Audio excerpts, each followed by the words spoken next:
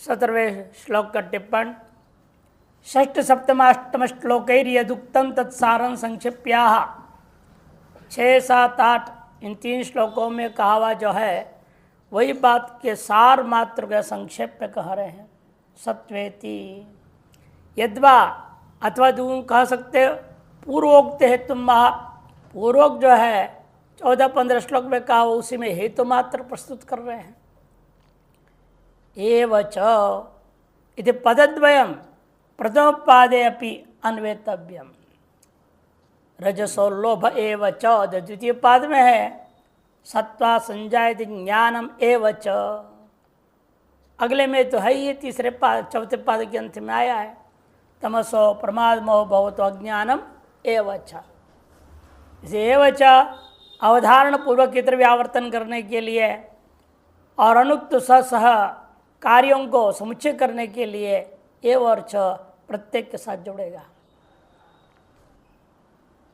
त्रिशोपि एवकारो व्यभिचार वारणार्थक, तीनों में ही जो है एवकार व्यभिचार का वारण करने के लिए, चकार जो है चकारस्तो अनुक्त समुच्चयार्थक, गुणानुरूपम कर्म तत्फलंच उचितमिति भाव।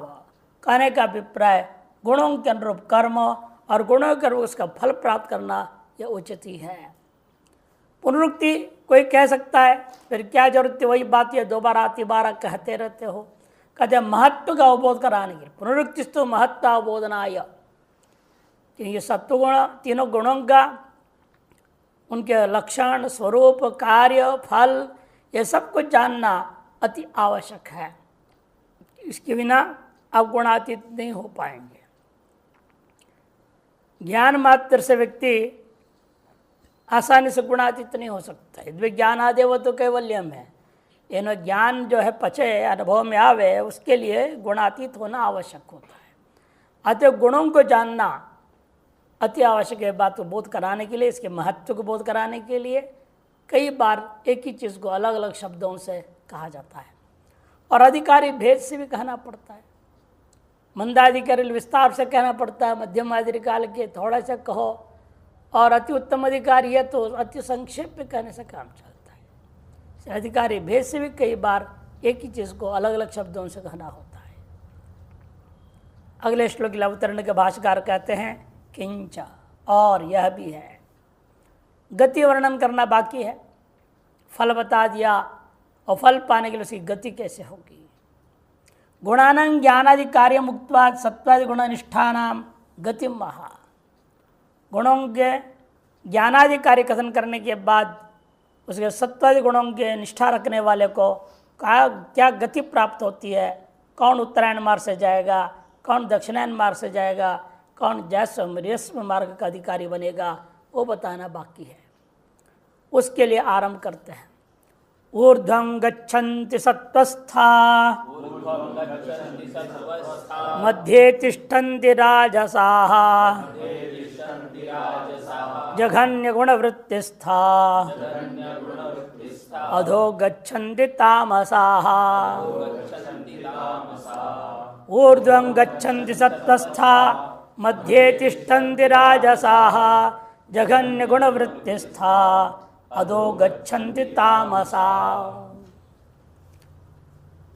ऊर्ध्वं गच्छन्ति सत्त्वस्था, सत्गुण में प्रतिष्ठित निष्ठा रखने वाले जो लोग हैं ऊर्ध्वं गच्छन्ति। ऊर्ध्वं माने ऊर्ध्वलोक अर्थात उत्तरायण मार्ग से वे ब्रह्मलोक पर्यंत अधिकारी हो जाते हैं।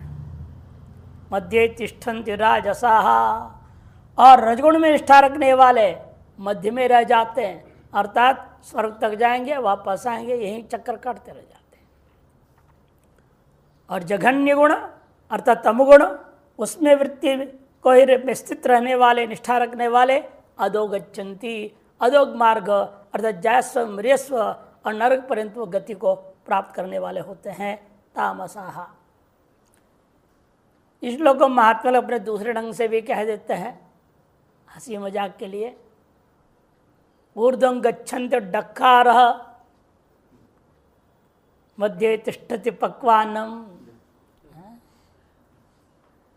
इतना खा लिया है भंडारा, ऊपर डकारो इतना है। ऊर्ध्वं गच्छन्ति डकारः मध्ये तिष्ठन्ति पक्वान्नम जगन्य गुण वृत्तिस्था अधो गच्छन्त्यपान वायु। फिर भी जगन्य वृत्ति विस्तृत होने के कारण से नीचे से अपान वायु भी निकल रही है, तथापि गच्छ गच्छ निमंत्रणम, ऐसी स्थिति में भी निमंत्रण यदि मिल रहा हो तो छोड़ना नहीं, जाना। क्यों जाना? परान्नम दुर्लभम लोके, कहते परान्न का जो भिक्षा मिलना बड़ा दुर्लभ होता है इस लोक में। इसलिए भले इधर से डकार निकल रहा है, उधर से अपान वायु भी जा रहा है, ऊपर से पूरा भंडारा का माल भरा पड़ा है, फिर भी निमंत्रण छोड़ना नहीं। ऐसे मजाक करते हैं। भंडार प्रेम महात्माओं के लिए अनुकूल श्लोक है।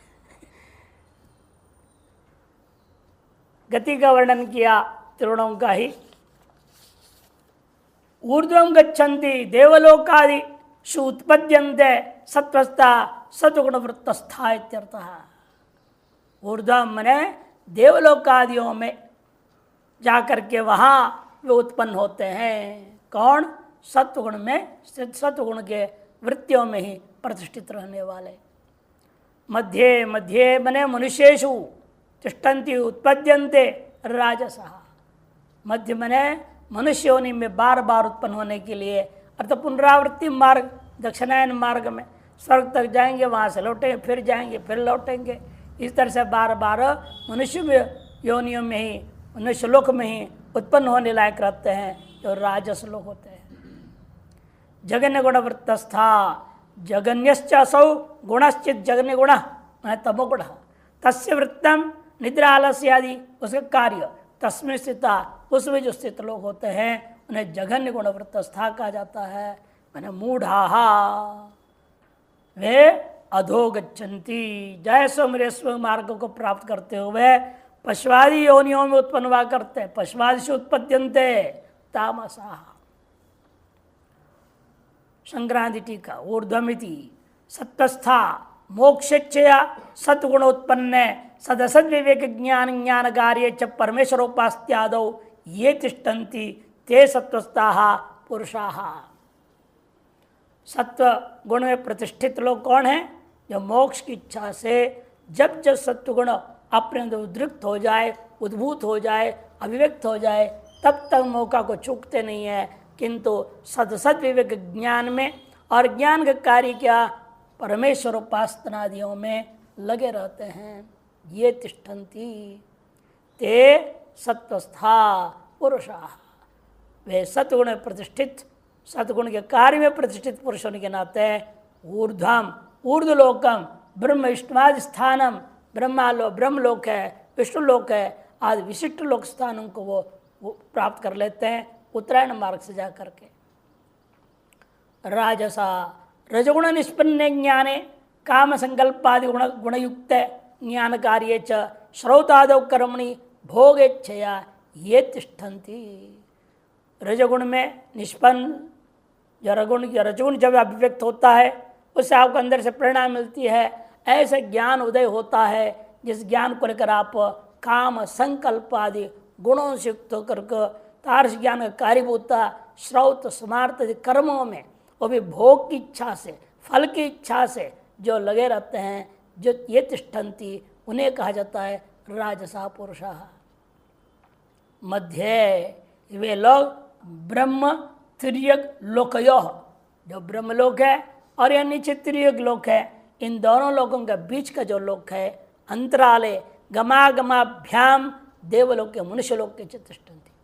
गमन और आगमन वाला जो जाएंगे इस मनुष्य लोक से ऊपर, कहाँ तक जाएंगे? स्वर्ग तक जाएंगे, फिर वहाँ से लौटेंगे। ऐसे जो देवलोक से लेकर गए मनुष्य, फिर मनुष्य लोक से देवलोक, यहाँ घूमते घूमते रह जाएंगे, इसी में उनको आनंद आता है। ऐसे लोग होते हैं ये जो रजगुण वाले होते हैं, मनुष्य लोक के च तिष्ठन्ति। जघन्य निकृष्ट यह तमोगुण तद्वृत्त तम प्रधान ज्ञाने ससद विवेक वर्जित कर्मणि वा ये तिष्ठन्ति। जघन्य मने निकृष्ट, कौन है वो? तमोगुण। उसका कार्य क्या है? तद्वृत्त, मैंने तमः प्रधान है अज्ञान है, तमः प्रधान काल में अज्ञान होता है। सद सद विवेक से रहित ऐसे मन मौजी कर्मों को करने लग जाते हैं, जो मन को अच्छा लगे वो कर्म करने लग जाते हैं। सद सद विवेक रहित कर्म में लगने वाले ये तिष्ठन्ति ते, जो इसी में प्रतिष्ठित रहते हैं, उन लोगों को कहा जाता है जगन गुणवृत्ति स्थाः। उन लोगों को जितना भी विवेक दो वो नहीं सुनते हैं, नहीं मानते हैं। अगर हम नहीं मानते, खोल बोलते भी है, साफ बोल देते, हम इस बात को नहीं मानते। आपके शास्त्र क्या कहता है उसे हमें कोई लेना देना नहीं।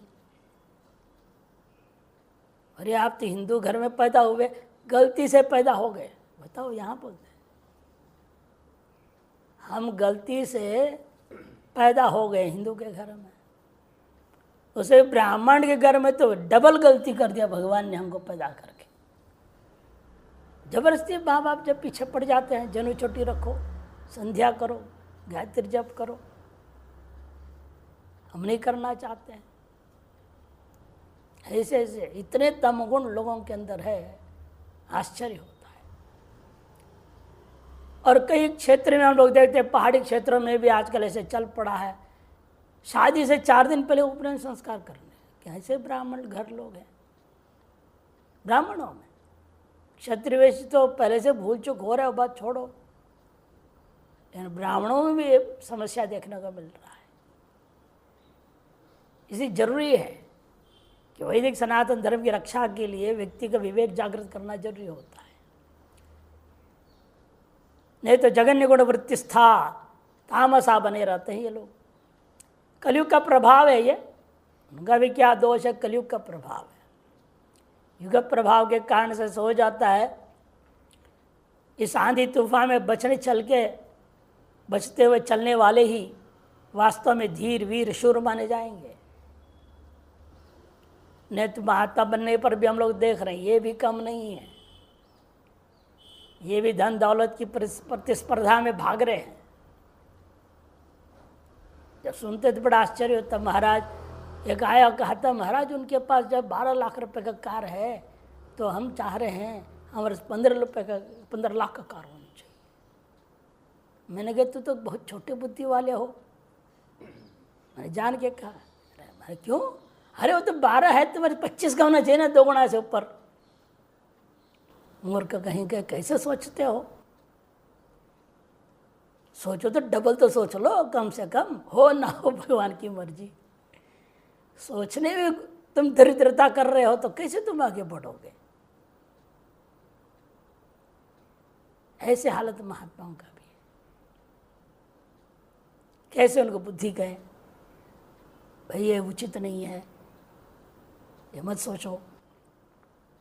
शास्त्र पढ़े हैं, शास्त्र पढ़ा रहे हैं, दूसरों को सुना रहे हैं, दूसरों को कह रहे हैं घर द्वार का मोह नहीं करना, गाड़ी घोड़े का मोह नहीं करना, और खुद कर लगे हुए उसी में। इसी व्यक्ति ने बहुत सुंदर कहा कि जो है सलाह रूपी पुष्प को दूसरों को देने से पहले उसे खुशबू खुद लेने की चेष्टा करो। जिस बात की सलाह तुम दूसरे को देना चाह रहे हो, पहले अपने में तो देख लो वो बात कितनी उतरी हुई है। तो इसलिए आदमी को सावधानी बरतनी पड़ती है, हर कदम पे विवेक जितनी जगह रख सके और उसे प्रवृत्त हो सके प्रयास करनी चाहिए। सकृत्या कृत्य विवेक ज्ञान शून्य, जिसलिए उनके अंदर कृत्य विवेक ज्ञान नहीं है, इसलिए वे अधोगच्छन्ति तिर्यग् योनिषु जायन्ते पुनः पुनः आम्रियन्ते इत्यर्थ। इसी का नाम है जायस्व म्रियस्व, जन्मो मरो जन्मो मरो।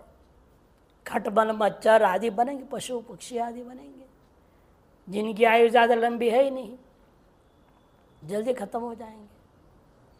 यदि वे ऐसे भी पशु और ज़्यादा तमगुणी कोई होता है तो भगवान ने उसको ऐसे पशु बना देंगे 400 साल जिंदा रहेगा, वो कछुआ बना देंगे, हाथी बना देंगे, तो ज़्यादा लंबे आयु रहते हैं उनके। वो भी 482 में होते हुए भी उनकी आयु मनुष्य आयु की अपेक्षा से ज़्यादा है। वो घोर तमोगुणी है, उनको वैसे योनियों में रखना पड़ता है।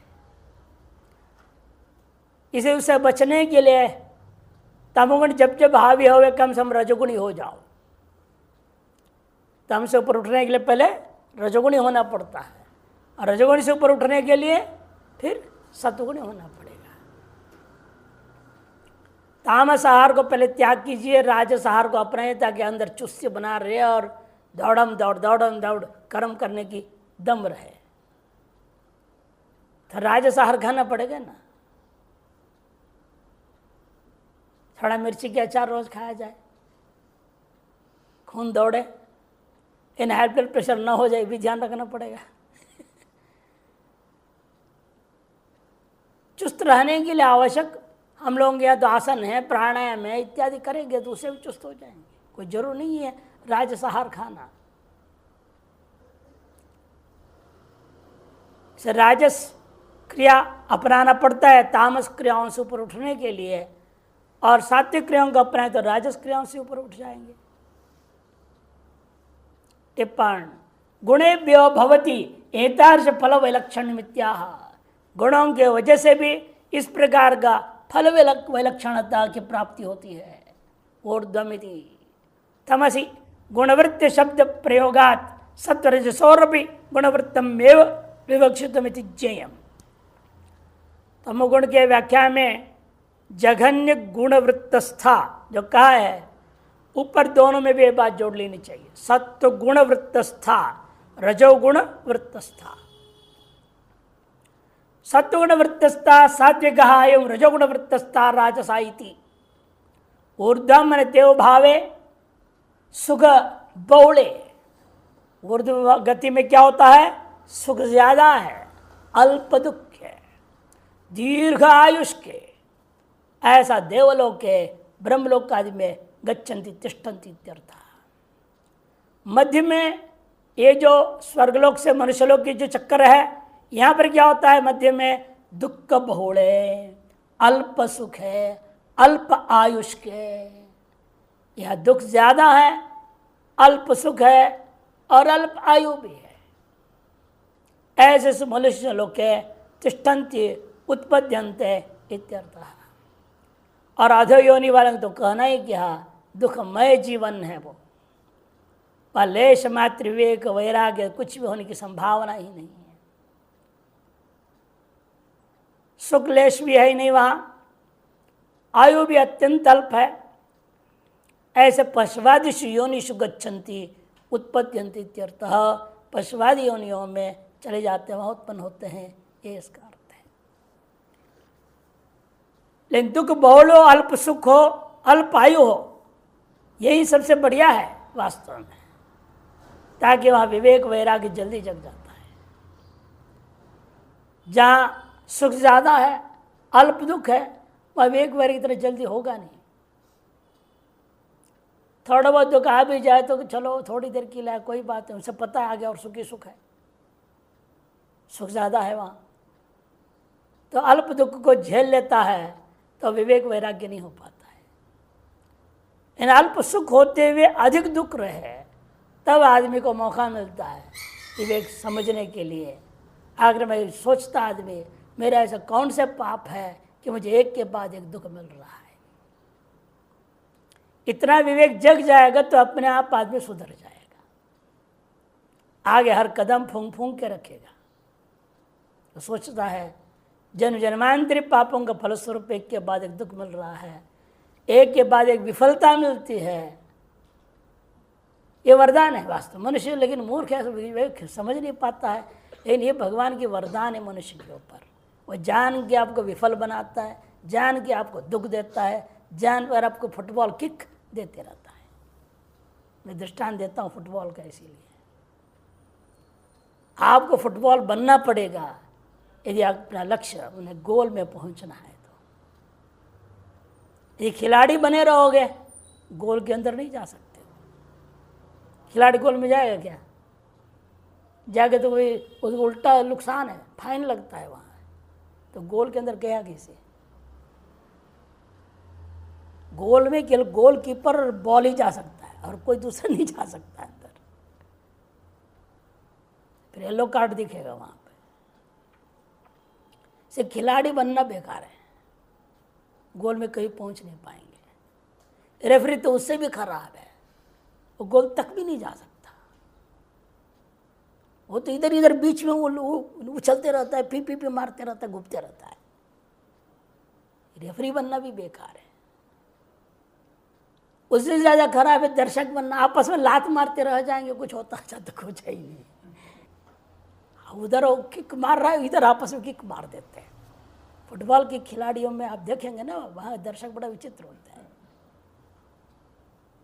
क्रिकेट में से नहीं होते, चिल्लाते रहते भले, फुटबॉल में एक दूसरे को लाठी मार देंगे बगल वाले को। इसे दर्शक बनना भी बेकार है। इसे गोल में पहुंचना है, अपने लक्ष्य में पहुंचना है, आपको फुटबॉल बनना पड़ेगा। और फुटबॉल बनने का मतलब है लात पर लात खाना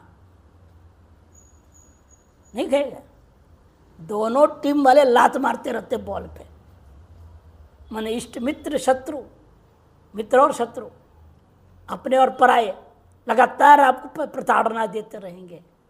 इधर से कोई नोच रहा है, उधर से कोई नोच रहा है, तो समझ लेना चाहिए कि आपका बॉल बढ़िया से आगे बढ़ रहा है। ये बॉल एक जगह खड़ा है तो फायदा नहीं है। जब तक लात खाते खाते गोल में नहीं पहुंचेगा तब तक बॉल व्यर्थ ही है। इसलिए भगवान ये जितने भी हमें दंड दे रहे हैं, ये दंड नहीं है, मैं कहता हूँ वरदान है। जितने भी आप विफल होंगे, जितने भी आप पर दुख के पहाड़ टूट आता है, समझो भगवान आप पर अति कृपा कर रहे हैं, आपको विवेक वैराग्य को जगा रहे हैं और आपकी निष्ठा परमार्थ में मजबूत करते जा रहे हैं। इसलिए हमने जब मैं बीमार हुआ, मैंने देखा हूँ अपने अनुभव, डॉक्टर कह देते हैं 15 दिन आपको कुछ नहीं, पढ़ाना बंद। शुरू में मुझे लगता था ये बेकार काम, डॉक्टरों की बात नहीं मानना चाहिए, मैं पढ़ाता रहा। फिर बाद में समझ में नहीं, भगवान ने 15 दिन विशेष मनन निध्यासन करने के लिए अवसर दिया है।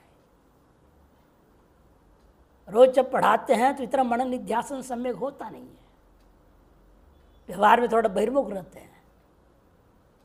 अब इसलिए भगवान ने कहा तेरे को बीमारी ऐसे लाता हूं तो लेटे रहो, लेटे लेटे अपना अब जुगाली करो।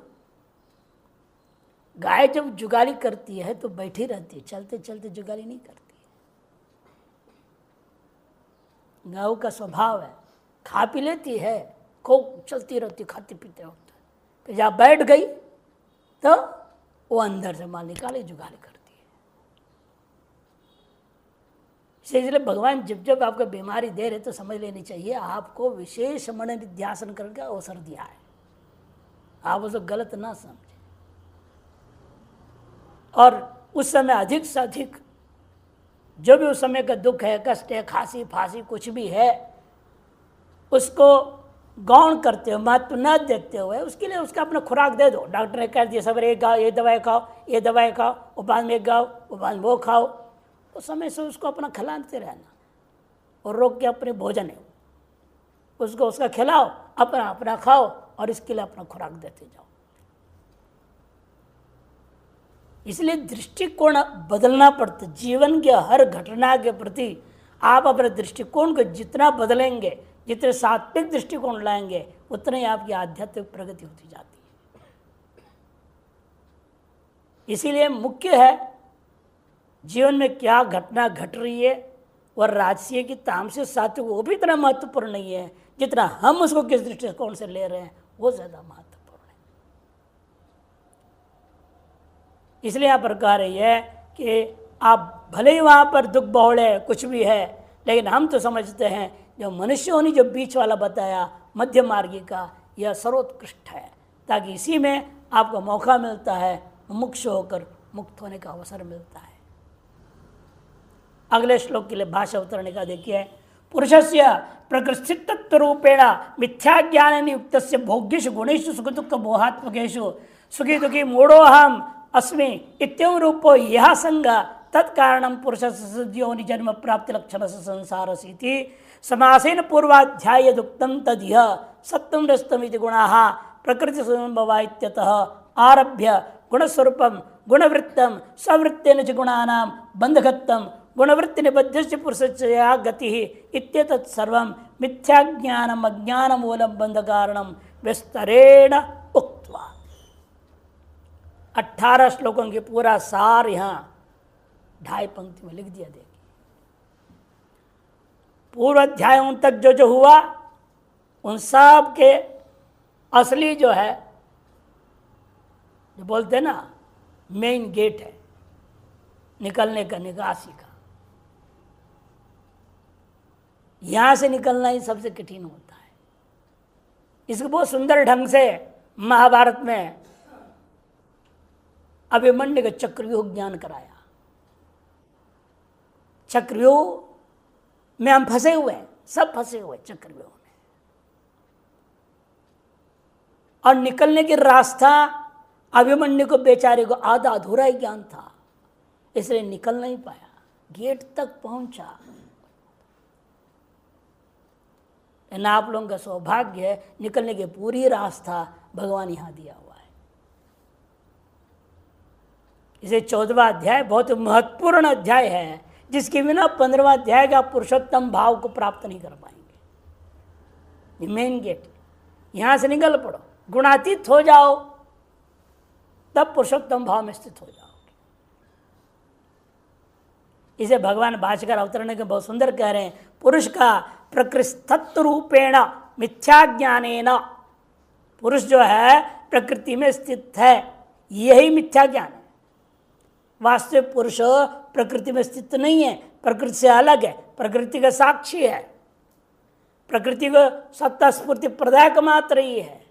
लेकिन इस मिथ्या ज्ञान के कारण से युक्तस्य भोग्येषु गुणेषु सुख दुख मोहात्मकेषु, प्रकृति रूप मिथ्या ज्ञान के द्वारा युक्त जो पुरुष है वह भोग्य गुणों में, सुख दुख मोहात्मक विषयों में संलिप्त हो जाता है। अपने आप को सुखी हम दुखी हम मूढ़ो हम अस्मि इत्येवं रूपो यह संग, इस प्रकार का जो संग है, तत्कारण वही कारण है पुरुषस्य सदसद्योनि जन्म प्राप्ति लक्षण से संसारस्य, सदसद्योनियों में जन्म प्राप्ति रूपा संसार का यही संग ही मूल कारण है।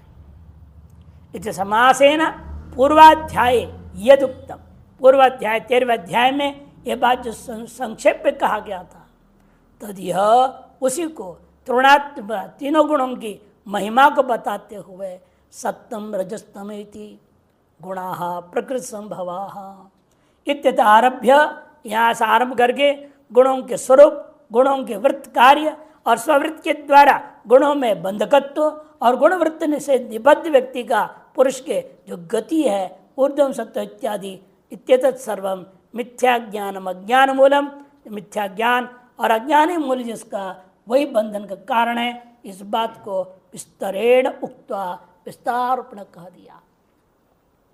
अब आगे के अध्याय परिसमाप्ति पर्यंत क्या कहना चाह रहे हैं, अधुना सम्यक दर्शनात् मोक्ष वक्तव्य इत्याह भगवान।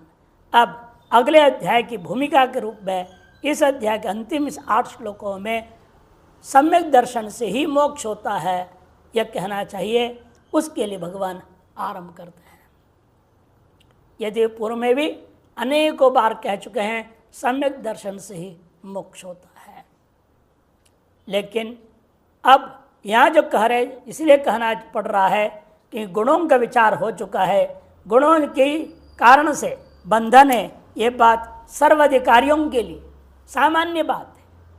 सभी अधिकारियों के लिए, चाहे मंदाधिकारी हो, मध्यमाधिकारी हो, उत्तम अधिकारी हो, अतिमंदाधिकारी हो, सभी बंधन में भी है तो उसका एक ही कारण है, आप अपने आप को प्रकृतिस्थ मान रहे हैं, प्रकृति के तद्गुणों के उस कार्यों के साथ अपना संग मान रहे हैं।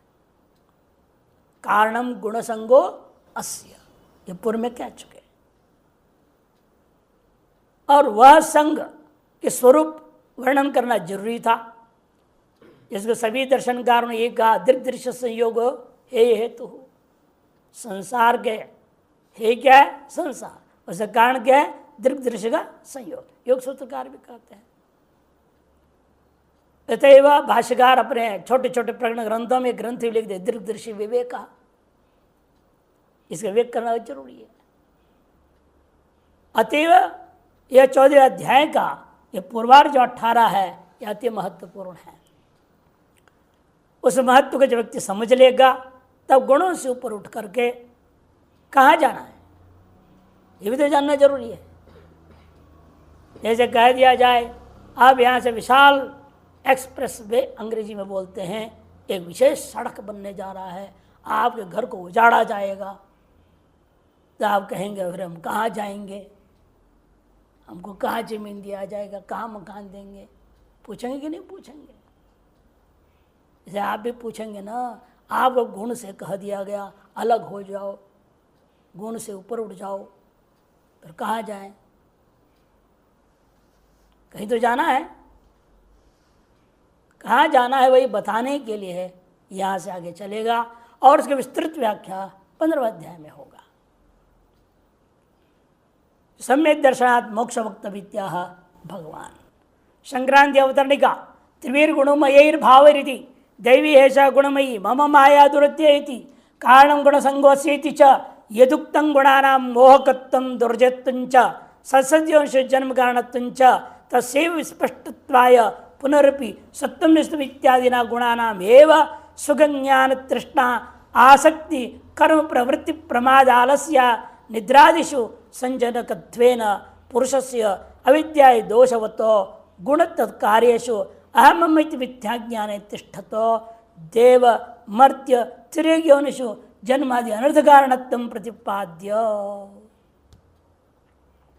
भाष्यकार जो कहे वो इसको दूसरे शब्दों में कह रहे हैं। त्रिवीर गुणमय भाव इत्यादि पूर्व में वर्णन हो चुका है। दैवी ऐसा गुणमयी मम माया दुरित्य भगवान कह चुके हैं। कारणम गुणों से करके पुरुष अध्याय में कहा गया है। यदि जब पूर्व में अनेक अलग अलग अध्याय में जो कहा गया था यदुक्तम गुणानाम मोहकत्वम दुर्जयत्वं च, गुणों में मोहकत्व दुर्जयत्व और सत्सद्योनियों में जन्म के कारणत्व कहा गया था। उसी को विस्पष्टत्वाय अत्यंत स्पष्ट करने के लिए पुनरपि यह 14वें अध्याय का आरंभ से लेकर के 18वें श्लोक तक विचार करते हुए सत्वन्वेस्तम इत्यादि ना गुणों के सुख ज्ञान तृष्णा आसक्ति रूप कर्म प्रवृत्ति प्रमाद आलस्य निद्रा आदियों में संजनकत्वेन, गुणों में इन सब का संजनकत्व है, वास्तव पुरुष में कोई संबंध है ही नहीं।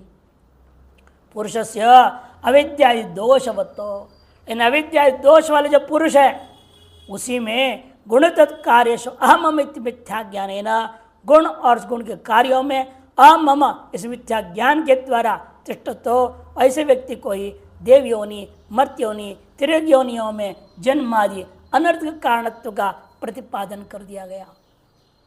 और अब अधुना मामेव ये प्रपद्यन्ते माया में ताम तरन्ति ते, यह पूर्व में कहा गया था इत्युक्त रीत्या शास्त्राचार्य प्रसादेन मद अनुग्रहेण च, शास्त्र कृपा गुरु कृपा और ईश्वर कृपा, ये तीन कृपा के बिना आपकी अपनी कृपा भी अत्यंत महत्वपूर्ण है। शुरुआत में आप अपने ऊपर कृपा करने लगे तभी अन्य तीनों कृपा प्राप्त हो जाएंगे।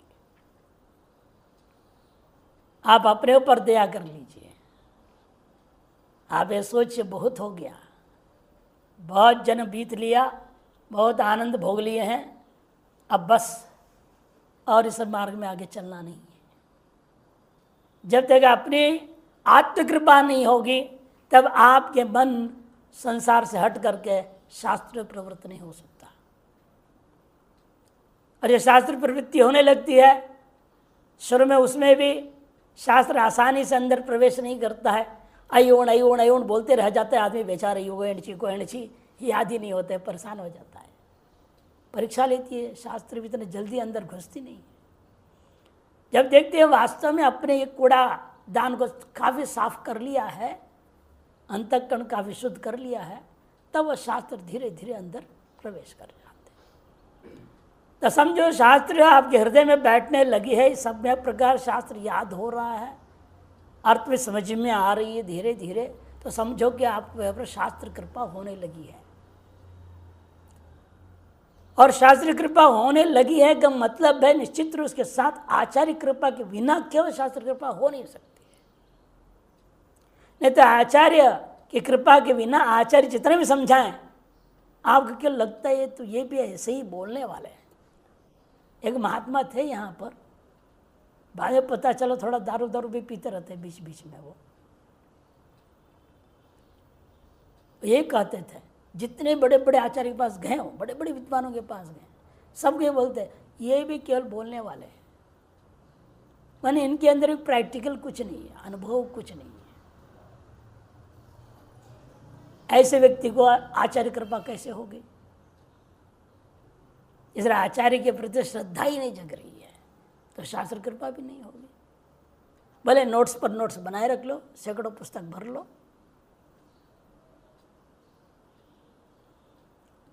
लेकिन अब समझ में आ रहा है। उस महात्मा को आए थे अभी कुछ दिन पहले, एक दिन तो पूरा टनाटन होकर के आए थे, और उसके 4 दिन बाद फिर गलती के लिए माफ़ी मांग लिया, गलती से मैं कर दिया, अब आगे नहीं पीऊँगा।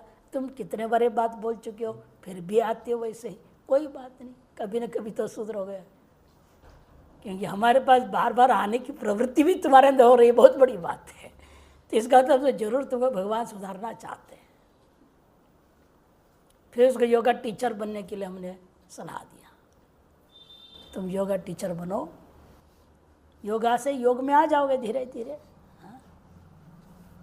योग आ इति योगा नहीं योग आ इति योगा, इसे योग आ जाएगा तेरे अंदर, योगा टीचर बनो। तो देखो हो रहा है, प्रयास किया, गया जहाँ बोला उनसे बात हुई, उनका फ़ोन है तो समझ आपने भेजा है, हाँ मैंने कहा सावधान रहना, कभी कभी पी के भी आ सकता है, संभल के रहना, लेकिन सुधरने का अवसर दे दो इसको। तो इसीलिए ये सब चीज़ें स्थिति आती है व्यक्ति के सामने में, इसलिए उन्हें कहा शास्त्र आचार्य प्रसादेन, और अंत में ईश्वरानुग्रहेण मदनुग्रहेण च, ईश्वरानुग्रहेण च सम्यक विविच्य, सम्यक प्रकार से विवेक करके अपने आप को इन सब से अलग कर लेता है। विज्ञात आत्मानात्म स्वरूप ब्रह्म विद्यति यतिर गुण संग कृत अनर्थम विज्ञाय, विज्ञात आत्म अनात्म के स्वभावों को समझ लेता है। ऐसा जब ब्रह्म विद्यति है, गुण संग कृत अनर्थ को जान करके अनात्म वासना स्वयं अवशो भूत्वा, अनात्म वासनाओं के वश में वह स्वयं कभी जाता नहीं है, और प्रत्येक दृष्टिम अमुंचान, अपर प्रत्येगात्म दर्शन के जो मार्ग है आत्मचिंतन का, वो कभी छोड़ता नहीं, क्षण भर के लिए भी उसे अलग नहीं होता। ऐसा होकर सर्वावस्थासु सर्वदा गुणानामेव कर्तृत्वं कार्यत्वं भोक्तृत्वं च स्वस्य संगतम गुणतत्कार्यतदवस्था साक्षित्वं च पश्यन्, वह सभी अवस्थाओं में सदा ही यही समझ रहा है, एक गुणों का खेल चल रहा है। गुणानामेव कर्तृत्वं कार्यतृत्वं च, गुणों में भोक्तृत्व और भोजितृत्व है। मैं तो असंग असंग हो यम पुरुष, उपनिषद सिद्धांत पर टिक जाता है।